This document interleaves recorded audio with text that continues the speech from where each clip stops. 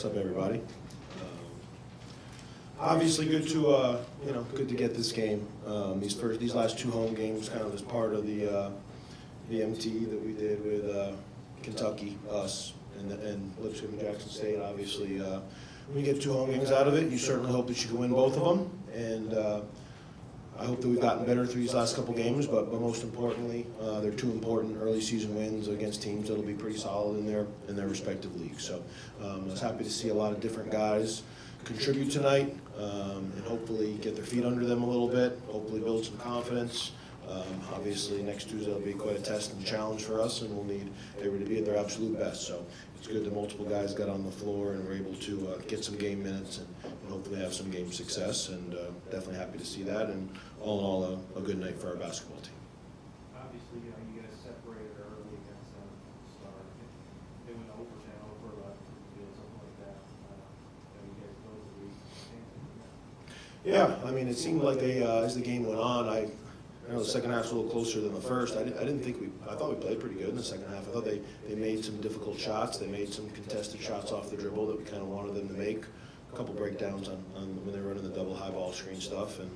And the kid, Zero Hoover, he had played 6 minutes on the whole year. So I wouldn't tell you that he was a focal point of our game plan. We really wanted to focus on number 3, Mitchell. I thought we did a good job on him.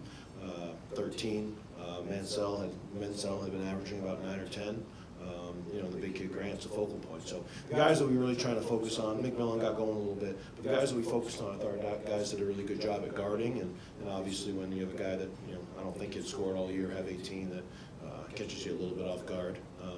At the same time, I thought it was a positive step in the right direction on the defensive end, and we held back-to-back teams down to 61 and 62 points, playing at a pretty high possession, fast-paced game that we typically play. So good to see our defense hopefully improve, and obviously it's an area that we got to continue to get better at as the season goes on.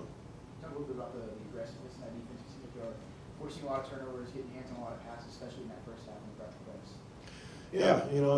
Yeah, first half probably at full court, and I thought in the second half we got our hands on the ball and got some deflections. I guess I don't know what, 19 turnovers for the game. I don't know how many each half, but I think it felt like there was 11 or 12 in the first half. So, I thought we did a good job. I mean, anytime you get your hand on the basketball for a steal or a block or a deflection, it makes teams hesitate. It takes them out of the rhythm a little bit.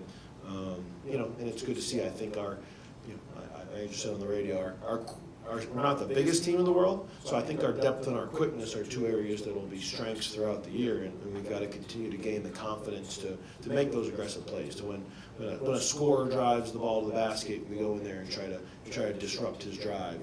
Leave your man, and then if you don't get the ball, make the second effort to get back to the shooter. So we've just been focused on multiple effort plays on the defensive end. Try to get the steal. If you don't get it, you get back in front of your man.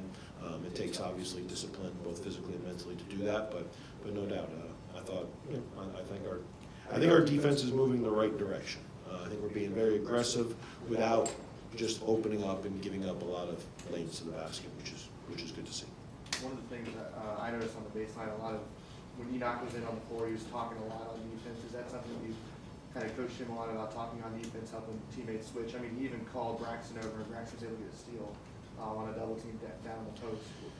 Yeah, I think great teams are loud teams. I think loud teams are great teams. It's hard, and we just try to get, say what you're going to do. If you don't know what to say what you're going to do. So I don't think you can rebound too much. I don't think you can talk too much on the floor. You can't sprint too fast. So we try to always play at a fast pace, talk as much as possible.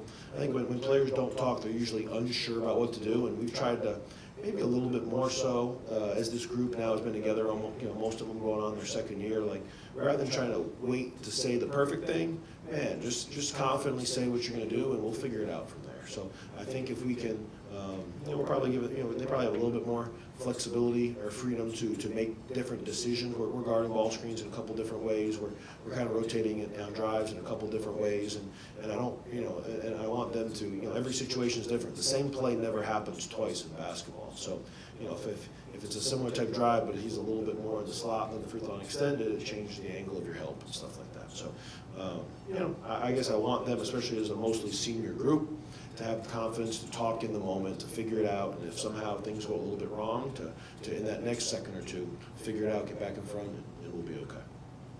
You guys had 14 to 31 on threes. I thought the pace of this one obviously a lot different than Lipscomb. It seems to suit you guys better in the offense.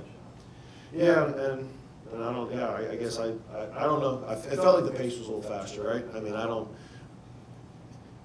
think we went 5 for something from 3 versus Lipscomb. So if all of a sudden, you shoot the same percentage, you go 9 or 10, and you have 15 more points, I guess maybe you score 80 and it feels like it was better. But yeah, I do think. I mean, we were number 1 in the country in tempo a year ago. I think going to this, we're 9 or 10, something like that. So I mean, when you're in the top 2 to 3% in pace. I think we choose to do that because we're comfortable and we succeed in that. So we do want to continue to push the pace. I think in the second half of games, hopefully, a year ago we'd wear people down in the second half and make some runs. Obviously, we got up 11-0 today, so it's not exactly what happened. But I do think playing with an aggressive, fast pace on both ends of the floor is always going to be this group's identity, and we need to continue to fine tune and be as efficient as possible while doing that.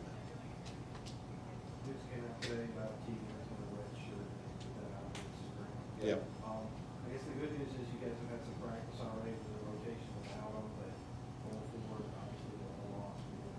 Yeah, and I guess I was trying to, for the last couple of weeks, I've tried to be as transparent and honest as I can about that situation. And when probably after, I can remember sitting up here maybe after the UAB game, which, was about a month ago, and man, I thought he was within a week or 2 of running, and here we are 3 or 4 weeks later. He still has not. He hasn't run at 75%. So, I mean, it's just kind of lingered. Like I think he said it specifically in his post. Surgery went good. It's just the recovery's taking a little bit longer. He's fully healthy, and he just hasn't been able to. We thought it was a 4 to 6 month process when it happened. It's obviously. I mean, we're 5 games in, and he hasn't run yet. So I mean, if he runs at 10, I mean, it just doesn't make much sense. It's the most important thing for his life, for his basketball career, and for his long-term health is to be healthy. So I don't think rushing back to play basketball is anything that makes much sense for him. So obviously that's our guy. He's a huge part of our program. If you asked me 6 or 7 months ago when I got the job, I would have thought he was going to have a breakout year. I now think that in a year from now he's going to have a breakout year. I think the world of him as a person, as a player, and obviously I know that it hurts him not to be out there. As you said, I'm in rotation, but man, we've been going since May without him at this point. So we've been 6 or 7 months. Obviously, Enoch's been playing well. Julius has stepped kind of up as a freshman and probably had a bigger role from the beginning than maybe what we anticipated. So those guys, for sure, Tyrone has continued to be a great player. So we have bodies, and we've been going at this now for 4 or 5 months as the team that we currently are, and obviously we support Teagan, and we know he'll be back here hopefully before we know it. But yeah, obviously it's a loss for our team for sure. Had the momentum going heading into the finale as MTE at number 9 Kentucky now. Well, I watched. I guess I've been hearing that they've been playing very, very well, and I did watch them maybe for 20 or 30 minutes last night versus Lipscomb, and it sure added up with what I had been hearing. So it looks to me like they're shooting the ball at a very high level with a lot of confidence. They have 4 and sometimes 5 guys on the floor that can make shots, and and obviously they've been a very efficient offensive basketball team. So I haven't watched anything. I know they beat Duke, which obviously is an impressive win. I guess to start the year, it sounded like you guys would know better than me, but they were either ranked a little bit lower or weren't ranked, and obviously they've kind of flown up here these first couple of weeks. So playing with a lot of confidence. Obviously they're very well coached, and it seems like there's a lot of positive energy in Lexington towards what they're doing. So I would anticipate that we're going to walk into a very challenging environment against an elite level team, and obviously we've been on the road once before in a different type of challenging environment. So we've tried to the point of preparing ourselves for as many difficult games as possible, and this obviously will be a challenging road game, but I know our guys are looking forward to the challenge. It's certainly a game that we're playing because our players wanted to play it, and they still want to play it. So we know it'll be a tough test, but we'll prepare here for 5 or 6 days and go up there and put our best effort on the floor. Is this your first time in Rome, or will it be your first time? I've never been there. Is there any kind of different y'all do to prepare for like a raucous environment like Grand Canyon was, and Yeah, I mean, just the noise probably, but, you know, I guess, you know, so, you know, I don't know how you simulate that music in practice, you know, we want to talk at a loud level.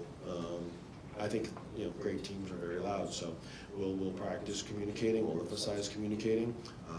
Yeah, with a minute to go in the Grand Canyon game, I guess obviously we didn't close that one out, but in a timeout from me to Baba 2 feet away, we couldn't hear each other. So this team has been in some big games. We played in the NCAA tournament. We played in front of 20,000 people. We have a lot of players that have played in big games. So the thing that I love about our group, and we have since the beginning, is they always seem to answer the bell now, you know, and they kind of live for these type of games. So I'm sure they'll be excited to get up there, and like I said, we'll go up there certainly with the intent to play well and to win the game.